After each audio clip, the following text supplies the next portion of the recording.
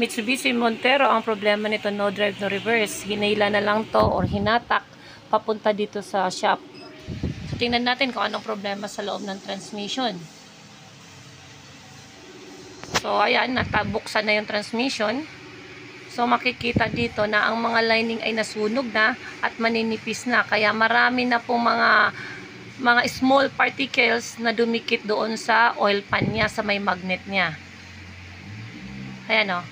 Makapal pa yung isa pero yung iba pudpud na.